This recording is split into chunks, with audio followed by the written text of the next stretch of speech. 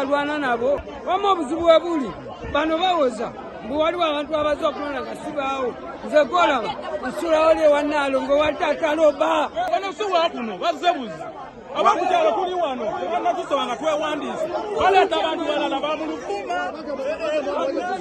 Bekemugamba nti amaamaje tebalina sapoti ewanda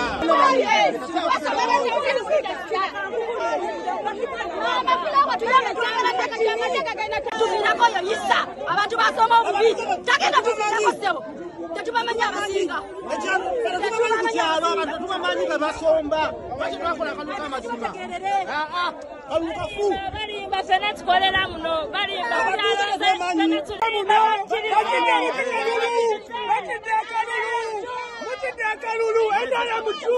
right now tetufa ku NRM oba nuku twagala muntu agenda tulunamya period okulonda bakuzi batuddemu tulonde butonde ebintu bitegerekeka ng'abantu abali mu regisita be batuuka balina okubeeramu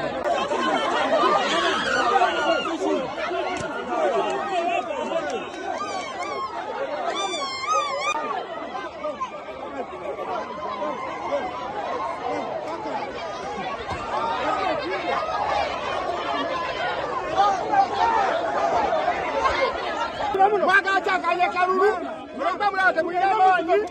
tugenda ku muziko oyogenda mulina amaanyi kati mutidde mutansereta simayangalichi mwagalete kakuyo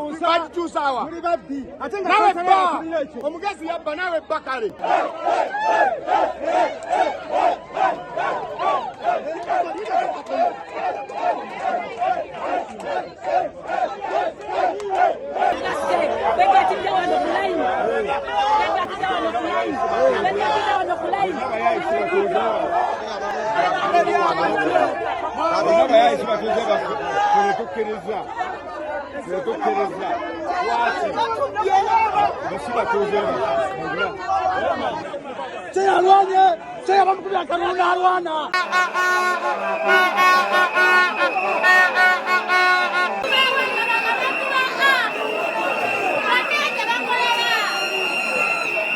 chairman amaze kw'emyaka 9 nga talina kyakoledde abantu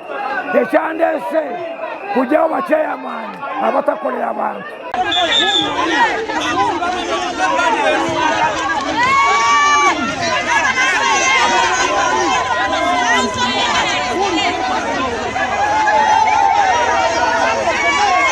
sikkiriza abantu bange basinga bagenze bo bawulidde ekintu kimu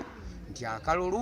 kanca essaawa 2 lisiti weziri ebifaananyi webiri banabadde ne layini 2 ne bagenda n'ekyo ekigenze mu maaso ekyo kyempakanya nti akalulu kange kabaddemu emivuyo. Ndi musimu nnyo batuuze bakirigalaki obwesige bonna bwe bantaddemu ngenda balaga obukulembeze obulungi era buli kimu mbasuubiza ekimu kyonna kigenda kutambula bulungi. atabadde waneeno kyaterekezeddwa teri muntu ava eri bweru n'ayingira munda kati wetutandika okulonda atabadde munda asigale bweru.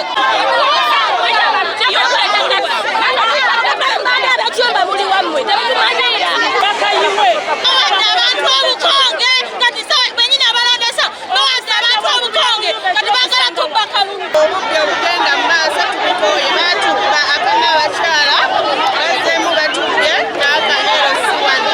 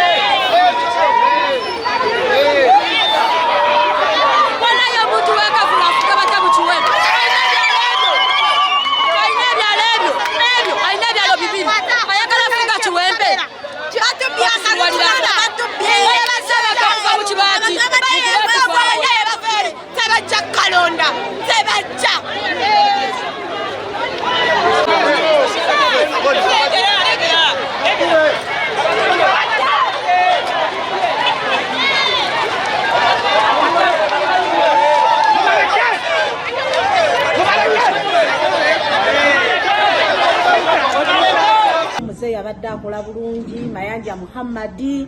buli nju agibeeramu naye nga bali balondeseza bayaayi. Neebaza abantu b'Ensambya Mugwanya. Chairman Mayanja Muhammad yawangudde ne line 3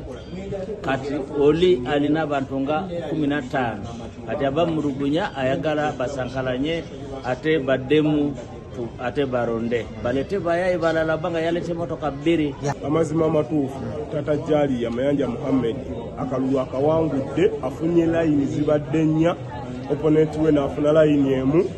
opposition tafunye yadda mulema. Maze emyaka 7 obuweereza bwange bwe buleese okulya akalulu ako kuba mbutuufu mbadde empeereza bulungi abantu badde banga buli muntu adda ngamba tukusasula busasuzi tetulina kituyinza kukuwa abantu mbeebaza bonna abamugwanya zooni okuba nti bampadde akalulu mu butuufu bansasudde.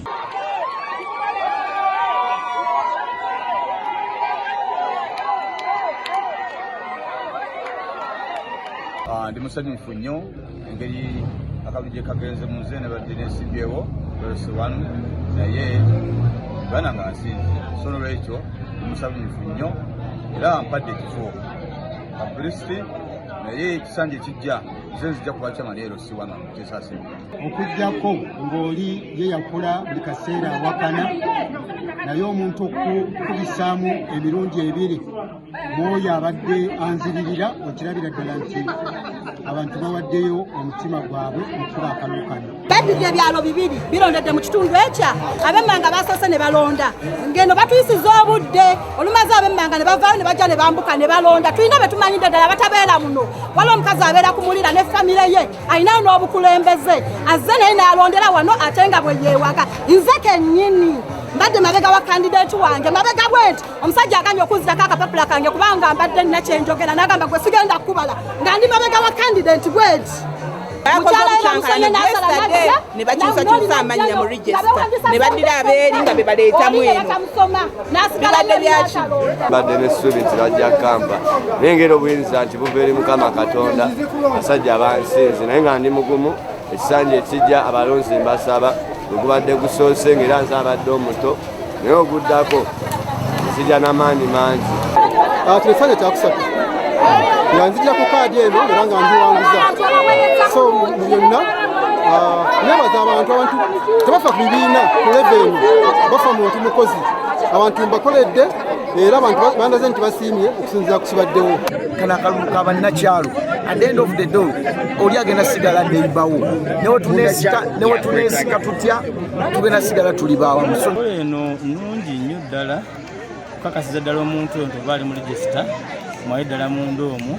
etambuddemu kasoobo naye ngaokakasiza ddala nti omuntu oyo mulonzi waffe ate si bayaye kubawubi eri bbali kujja kuyingirawo. Katambudde bulungi ddala nebaza abalonzi tebampagidde bampadde akalulu nnyo nnyo nnyo nnyo nempangula ku muwendo gwa waggulu nnyo. Basaddewo nkomewo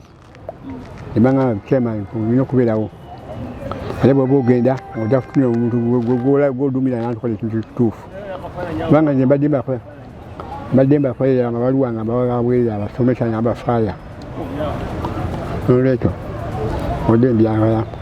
bisokiridde. Mukama wange waggulu ansinza emyaka 10 naye akyatwala eggwanga mu maaso nange nkyalinawo ebbanga kukolera abaana n'abazzukulu kulaba nti bateerera empisa ennungi. Akalulu ka mirembe bano baleese akatobawo omutwalo naye ekyamaani waffe tulina buzibu bwonna tuze kulonda kalulu bulungi.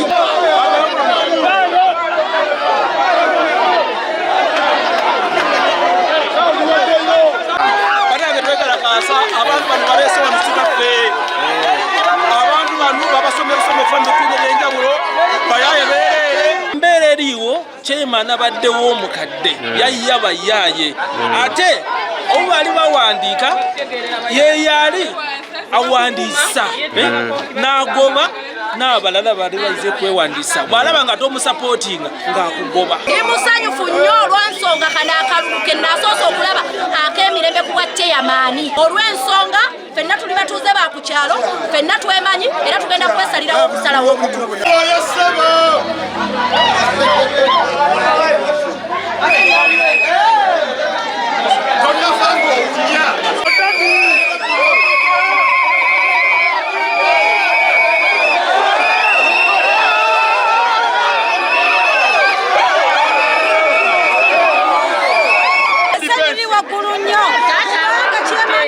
twayagalanga edda okulonda ate taata kubanga tukoledde bulungi twalipotingira electoral commission naye twakizudde ng'abakozi be yawandika okukola embeera by'okulonda mu kitundu bakibogwe. Abantu ababadde bayambukanya tebajja mu mutima mulungi, tubadde nabo n'emisango egy'okubba ettaka ly'abantu.